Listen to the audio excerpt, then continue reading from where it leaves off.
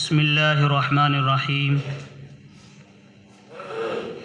الحمد للہ رب العالمین والعاقبۃ للمتقین والصلاة والسلام علی شمس الہدایۃ والیقین وعلی آلہ واصحابہ اجمعین اما بعد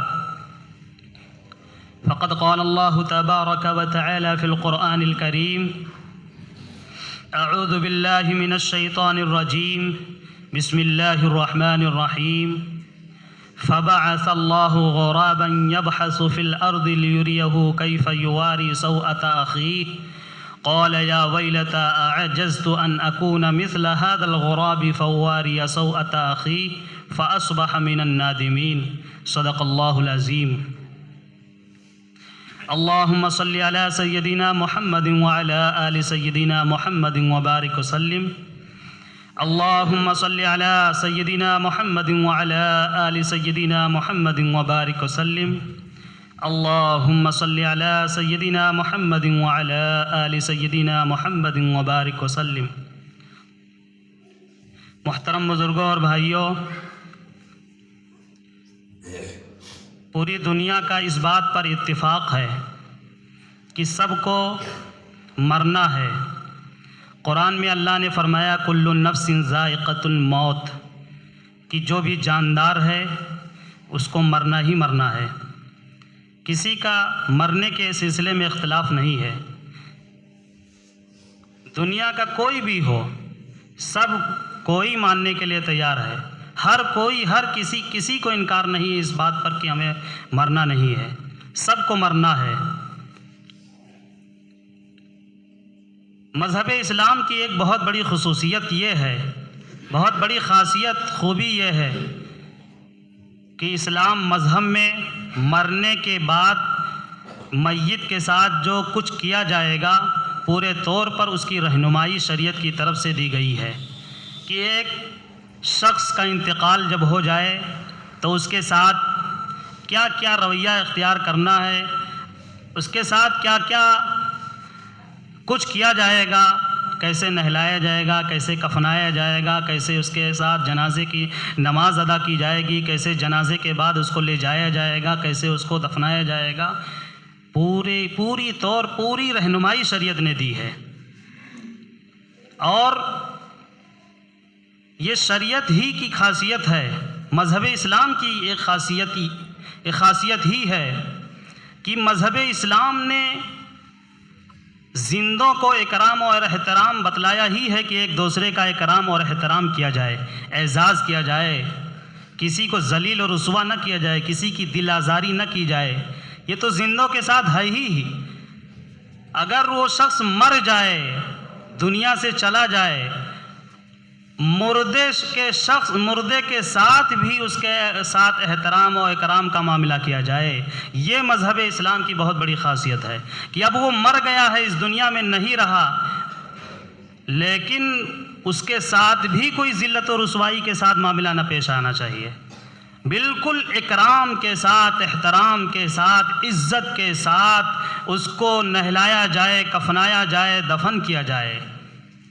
ورنہ دیگر مذاہب میں، پارسیوں کے یہاں یہ ہے کہ اگر کوئی مر جائے تو اس کو خونخوار جانوروں کے بیچ میں چھوڑ آیا جائے اور خونخوار جانور اس کو نوچ کر کے ختم کر دیں، کھا جائیں، اپنا نوالا بنا لیں۔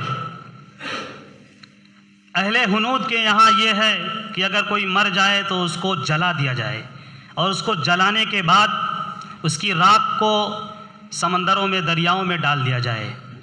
لیکن ہمارے مذہب میں پورا اکرام و احترام برتنے کی تاکید کی گئی ہے کہ وہ مر گیا ہے تو ایسا نہیں کہ اب اس کا کوئی حق نہیں ہے ہمارے اوپر، بہت حق ہے، بلکہ الگ الگ جنازے کی الگ فضیلت بتائی گئی ہے، کفنانے کی الگ فضیلت بتلائی گئی ہے، نہلانے کی الگ فضیلت و ترغیب دی گئی ہے، دفن کرنے والے، مٹی دینے والوں کی الگ فضیلت بتلائی گئی ہے، ان کو فائدہ بتایا گیا ہے۔ چنانچہ آج کے جمعے میں ہم آپ کے سامنے انشاءاللہ کچھ ایسی ہی ضروری مسائل پیش کریں گے، قرآن جو کتابوں سے ہم نے نکالے ہیں، اور جو غلط طریقے ہیں ہمارے درمیان میں، جن کو ہم نادانی یا ناواقفیت کی وجہ سے اس کو ہم کرتے ہیں۔ بہت سے مسائل ہیں، تجہیز و تکفین و تدفین کے بڑے مسائل ہیں، لیکن کچھ مسئلے آپ کے سامنے انشاءاللہ رکھنے کی کوشش کروں گا، اس لیے کہ ہم سب جانتے ہیں کہ جو بھی دنیا کے اندر آیا ہے اس کو دنیا سے جانا ہے، سب کو مرنا ہے۔ آج ہم اپنے مردوں کے ساتھ جیسا کریں گے، کل ہم بھی جب مردہ ہوں گے تو ہمارے ساتھ بھی ویسا کیا جائے گا۔ اگر آج ہمارا رخ صحیح ہوگا مردے کے ساتھ، میت کے ساتھ، تو کل انشاءاللہ ہمارے ساتھ بھی اچھا ہی برتاؤ کیا جائے گا جب ہم اس دنیا سے جائیں گے۔ چنانچہ اگر کسی کا انتقال قریب ہو، بالکل آخری لمحہ چل رہا ہو، تو کتابوں میں لکھا ہے کہ سورہ یاسین کی تلاوت کی جائے، کسی پڑھنے والے کو بلا کر کے اس کے پاس بیٹھا دیا جائے اور سورہ یاسین پڑھنے کے لیے کہا جائے۔ سورہ یاسین پڑھنے سے آسانی کے ساتھ جان نکل جاتی ہے۔ اس لمحے، اس وقت میں کوئی ناپاک شخص نہ رہے، حیض و نفاس والی عورت کو بھی وہاں سے الگ کر دیا جائے، پاک شخص ہی میت کے پاس رہیں جب انتقال کا وقت قریب ہو، اور تلقین کیا جائے۔ تلقین کا طریقہ یہ ہے کہ اس کے سامنے زور زور سے کلمہ پڑھا جائے، لا الہ الا اللہ محمد الرسول اللہ۔ اس شخص کے پاس زور سے کلمہ پڑھا جائے، حکم نہ دیا جائے، کہا نہ جائے کہ آپ کلمہ پڑھیے۔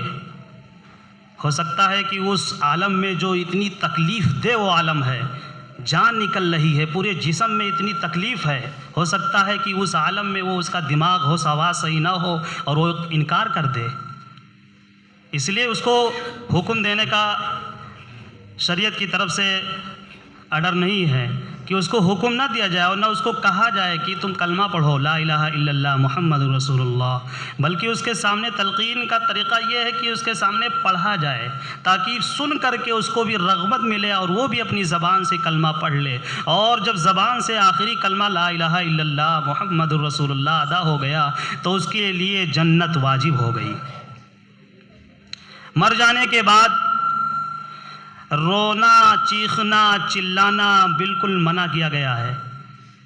صبر سے کام لیں۔ صبر کی ایک بہت بڑی آیت قرآن کریم میں ہے، انا للہ و انا الیہ راجعون۔ جب کسی کی موت کی خبر سنو تو طریقہ یہ ہے کہ یہ پڑھو، انا للہ و انا الیہ راجعون۔ یہ پڑھتے تو چلے آئے ہیں، لیکن آج مطلب سن لیجئے اس کا کیا ہے۔ یہ بہت صبر والی آیت ہے، اور اللہ کے اس فیصلے پر صبر کرنا اور ایک طرح سے جو ہے قرار پانا، یہ بہت بڑی اس میں نصیحت ہے۔ چنانچہ اس کا مطلب یہ ہے انا للہ و انا الیہ راجعون کا، کہ انا للہ، بے شک ہم سب اللہ ہی کی ملکیت میں ہیں، اللہ ہی کی ملکیت میں ہیں، اللہ ہی ہمارا مالک ہے، جان کا مالک ہے، نفس کا مالک ہے، جسم کا مالک ہے، ہماری ہر چیز کا مالک ہے اللہ۔ اب مالک شخص اگر کوئی چیز لے رہا ہے اپنی چیز کو، تو ہمیں اس پر پھر صبر کرنا چاہیے، کیونکہ وہ مالک ہے ہمارا، وہ ایک چیز کو لے رہا ہے، جان اس کی تھی، وہ جان لے لیا، تو ہمیں صبر کرنا چاہیے۔ انا للہ، بے شک ہم سب اللہ ہی کی ملکیت میں ہیں، وَإِنَّا إِلَيْهِ راجعون، اور بے شک ہم اللہ ہی کی طرف لوٹ کر جانے والے ہیں۔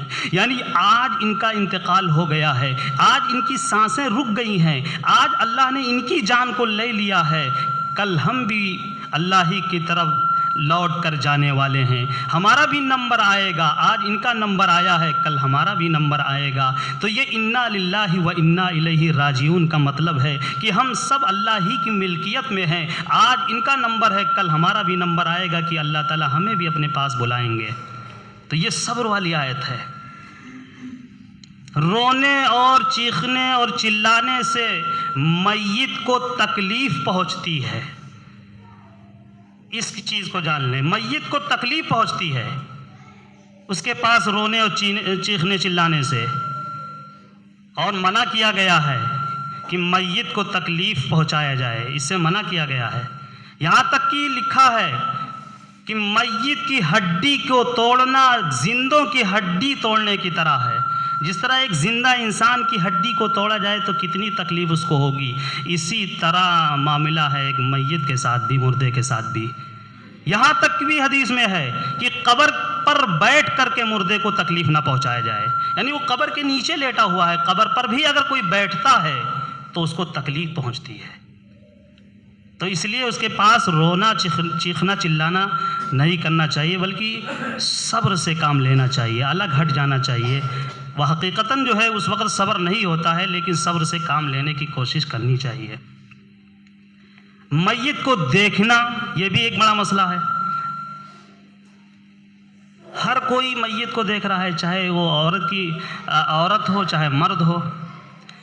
جس طرح زندوں کی حالت میں دنیا کے اندر نامحرم شخص نہیں دیکھ سکتا ہے، ایک نامحرم مرد ایک نامحرم عورت کو وہ نہیں دیکھ سکتا ہے، ایک نامحرم عورت ایک نامحرم مرد سکتی ہے، یہی مسئلہ مرنے کے بعد بھی ہے کہ اگر جس کا انتقال ہو گیا ہے اس کے چہرے کو نامحرم عورتیں نہیں دیکھ سکتی ہیں، اسی طرح نامحرم عورت کا انتقال ہو گیا ہے، نامحرم مرد اجنبی لوگ اس کے چہرے کو نہیں دیکھ سکتے ہیں، لیکن اس میں لاپرواہی ہوتی ہے۔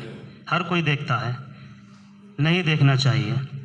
اسی طرح اگر بیوی کا انتقال ہو جائے تو شوہر اپنی بیوی کو نہ چھو سکتا ہے، نہ نہلا سکتا ہے، نہ کفنا سکتا ہے، صرف کندھا دے سکتا ہے اور دیکھ سکتا ہے۔ اس کا الٹا نہیں ہے، اس کا الٹا تو دوسرا مسئلہ ہے کہ اگر شوہر کا انتقال ہو جائے تو بیوی چھو بھی سکتی ہے، دیکھ بھی سکتی ہے، نہلا بھی سکتی ہے، کفنا بھی سکتی ہے۔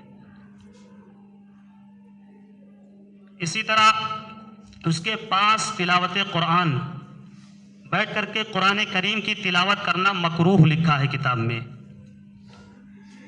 جس کا انتقال ہو جائے اس کو اس کے پاس بیٹھ کر کے قرآن نہیں پڑھنا چاہیے، ذکر نہیں کرنا چاہیے، مکروہ لکھا ہے۔ الگ ہٹ کر کے دوسرے کمرے میں دوسری جگہ جا کر کے قرآن کریم کو پڑھ لیں اس کے لیے ایصال ثواب کی غرض سے، لیکن بالکل خاص اسی کے پاس بیٹھ کر کے قرآن کریم کی تلاوت کو مکروہ لکھا ہے، نہیں پڑھنا چاہیے۔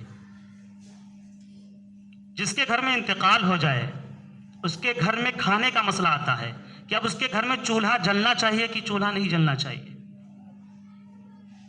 ہم سب جانتے ہیں کہ اس کے یہاں چولہا بالکل نہیں جلنا چاہیے، ایسا نہیں، مسئلہ یہ نہیں ہے۔ چولہا اس کے یہاں جلانا، کھانا پکانا بالکل درست ہے، اس دن بھی اس کے یہاں چولہا جل سکتا ہے جس دن انتقال ہوا ہے، اس دن بھی اس کے گھر میں کھانا پک سکتا ہے، پکایا جا سکتا ہے، بالکل درست ہے۔ لیکن حضور اکرم صلی اللہ علیہ وسلم کے چچا زاد بھائی حضرت جعفر رضی اللہ تعالی عنہ کی جب شہادت ہوئی تو حضور صلی اللہ علیہ وسلم نے فرمایا، لوگوں کو ترغیب دیا کہ جعفر کی جو خبر پہنچی ہے، شہادت کی خبر پہنچی ہے، ان کے گھر والوں کو اس خبر کی وجہ سے دوسرے کام میں مشغول کر دے گی، کھانا پکانے کی فرصت نہیں ہوگی کہ وہ کھانا پکائیں، ایسے صدمہ اور رنج کی خبر پہنچی ہے۔ اس لیے اللہ کے رسول نے ترغیب دیا پڑوسیوں کو کہ تم لوگ اپنے گھر سے کھانا پکا کر کے ان کے گھر پہنچاؤ۔ یہ ترغیب ہے حدیث سے، اس لیے اسی پر عمل ہونا چاہیے۔ اہل محلہ کو، پڑوسیوں کو چاہیے، حق ہے کہ جس کے یہاں انتقال ہو جائے اپنے یہاں کھانا پکا کر کے ان کے گھر بھیجا جائے، ضرورت محسوس ہو تو 3 دن تک بھی بھیجا جائے، یعنی 3 دن کھانا پہنچایا جائے۔ لیکن کھانا اگر اس کے گھر بھی بن جائے، دوسرے دن بن جائے، تیسرے دن، اس دن بھی کھانا بن جائے تو کوئی قباحت نہیں ہے۔ لیکن پڑوسیوں کو چاہیے، ان کا بھی تو حق ہے کچھ، کہ بغل میں انتقال ہوا ہے اور وہ لوگ مشغول ہیں، رنج و غم میں ہیں، ہمارا حق ہے کہ ہم کھانا اپنے یہاں سے پکا کر کے پہنچائیں۔ اسی طرح اگر کوئی شخص بچہ پیدا ہوا لیکن مردہ ہی پیدا ہوا ہے، سانس کی اور اسی طرح کوئی زندگی کے آثار ظاہر نہیں ہوئے کہ یہ زندہ شخص پیدا ہوا ہے، بچہ جو پیدا ہوا ہے زندہ ہوا، اگر بالکل مرا ہوا بچہ پیدا ہوا ہے تو صرف مسئلہ یہ ہے کہ اس کو نہلا کر کے اور ایک کپڑے میں، کفن کا بھی نہیں، جو 3 اور 5 کا جو کفن ہے وہ بھی نہیں، بلکہ ایک کپڑے میں لپیٹ کر کے اس بچے کو نام رکھ کر کے اس کو دفن کر دیں گے۔ نہ جنازے کی نماز پڑھی جائے گی، اس کے ساتھ جنازے کی نماز نہیں ہوگی۔ اب مسئلہ یہ ہے کہ جنازے کی نماز کا مسئلہ آتا ہے کہ جنازہ، ان سب چیزوں میں ایک حدیث میں سب سے زیادہ اہمیت جو دی گئی، بتلایا گیا ہے، تاکید کیا گیا ہے کہ اس سب چیزوں میں جب کوئی کسی کا انتقال ہو جائے تو اس کی تجہیز و تکفین میں جلدی کیا جائے، اس کو اس کے مقام اور اس کے ٹھکانے پر پہنچانے کی جلدی کی جائے۔ یہ حدیث میں بالکل صراحت کے ساتھ تاکید کی گئی ہے کہ جتنی جلدی ہو سکے، جتنا جلدی ہو جائے اس کو اس کے مقام پر، اس کے ٹھکانے پر پہنچا دیں۔ دیر اور تاخیر کرنا بالکل مکروہ لکھا ہے، درست نہیں لکھا ہے۔ یہی حال جنازے میں بھی ہے۔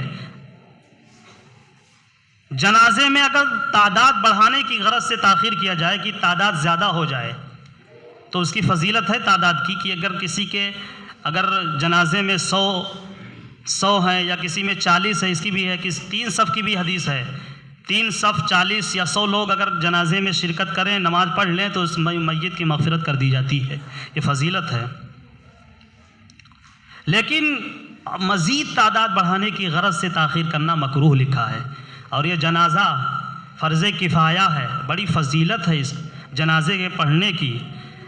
اس کو ہم سستی کی وجہ سے، کاہلی کی وجہ سے ہم میں اکثر لوگ جنازے کو چھوڑ دیتے ہیں۔ جنازے کی بڑی فضیلتیں ہیں، اگر فضیلت معلوم ہو جائیں تو ہم کسی جنازے کو نہ چھوڑیں۔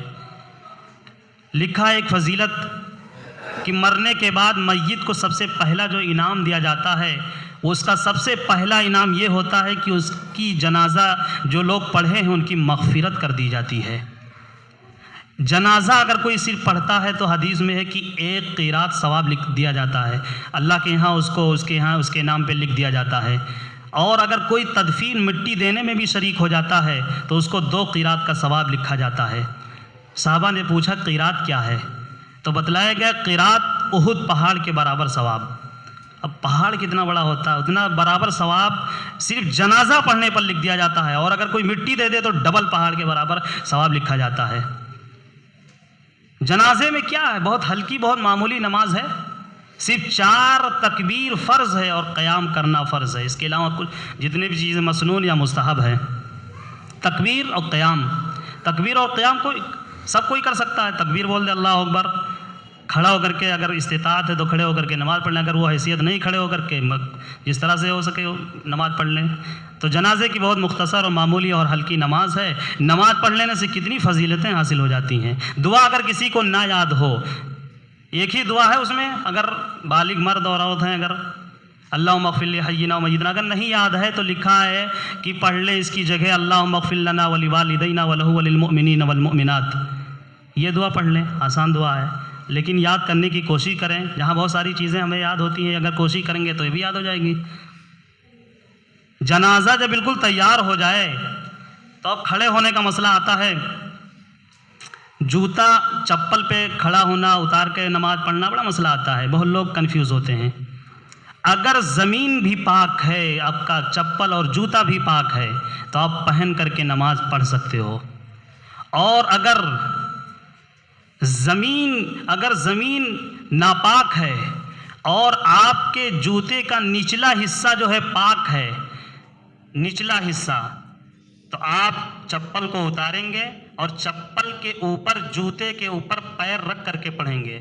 اگر جوتے کے نیچے کا حصہ ناپاک ہے، نیچے تلا جس کو کہتے ہیں، تلا اگر ناپاک ہے تو چپل کے اوپر کھڑے ہو کر کے، جوتے کے اوپر کھڑے ہو کر کے نماز پڑھ سکتے ہیں۔ اور اگر زمین، یہ مسئلہ سمجھ لیں، زمین بھی ناپاک ہے اور جوتا بھی ناپاک ہے، اگر دونوں جو ہے اگر پاک ہیں تو کھڑے پہن کر کے نماز پڑھ سکتے ہیں، لیکن اگر ناپاک ہے اور نیچے اس کا تلا ناپاک ہے تو اس کے اوپر کھڑے ہو کر کے نماز پڑھ سکتے ہیں۔ امامت کا مستحق جیسے جنازے کی نماز ہے، اب نماز کون پڑھائے؟ اس جنازے کی نماز پڑھانے کی ذمہ داری کس کی ہے؟ تو اگر اسلامی حکومت ہے تو قاضی کا حق ہے کہ قاضی وہ نماز پڑھائے، قاضی کے لیے ضروری ہے، اور قاضی نہ ہو اگر تو قاضی کا جو نائب ہو وہ نائب نماز پڑھائے گا۔ اور اگر یہ اسلامی حکومت نہیں ہے جیسے ہمارے یہاں، تو جس محلے میں وہ شخص جس کا انتقال ہوا ہے نماز پڑھتا تھا مسجد میں آ کر کے، محلے کی جس مسجد میں وہ نماز پڑھتا تھا اس مسجد کے امام کا حق ہے کہ وہ نماز پڑھائے، اس کے لیے ضروری ہے کہ وہ اس کی نماز پڑھائے۔ اب اس میں بھی دوسرے لوگوں کو بلاتے ہیں نماز پڑھانے کے لیے. یہ بھی ترتیب ہے, یہ مسئلہ ہے کہ جس مسجد میں وہ جمعہ یا نماز پڑھا کرتا تھا اسی امام کا حق کہ وہ نماز پڑھائے اس کی. لیکن اگر اولیاء یا اس کے ورثہ میں کوئی لائق اور فائق ہوں اور پڑھے لکھے لوگ ہوں تو وہ بھی پڑھا سکتے ہیں. ان کے لیے بھی گنجائش ہے کہ وہ امام کے علاوہ وہ خود جو ہے نماز پڑھائیں. اس کی بھی گنجائش ہے, نماز پڑھا سکتے ہیں. جنازہ ہو جائے تو جنازہ ہو جانے کے بعد حکم ہے کہ اس کو بالکل نہ دکھلانے کا کوئی حساب نہ لگایا جائے, بلکہ جتنا جلدی ہو جائے اس کو اس کے مقام تک, اس کی قبر تک پہنچایا جائے. اس میں خاص حدیث میں اللہ کے رسول نے فرمایا کہ اس کو جلدی لے جایا جائے, قبر میں جلدی اس کو اتارا جائے. اب یہاں کندھا لگانے میں تاخیر کی جاتی ہے. کندھا لگانا فرض سمجھا جاتا ہے, جلدی لے جانا فرض ہے, لیکن اب وہ کندھا لگانے کے چکر میں ایک فرض جو ہے مؤخر ہوتا ہے, چھوٹ جاتا ہے. اس لیے جلدی لے جانے کی فکر کرنی کی چاہیے کہ جتنا جلدی ہو جنازے کی نماز ہو اور جنازے کی نماز پڑھ کر کے اس کو لے جایا جائے اس کے مقام تک. جنازہ بھی ہوتا عام طور سے, جنازہ سامنے ہوتا ہے اس سے پہلے تقریر ہوتی ہے. یہ تقریر بھی مناسب نہیں ہے, تاخیر بالکل نہیں لکھا ہے کہ تاخیر کی جائے. جنازہ فٹافٹ پڑھا جائے.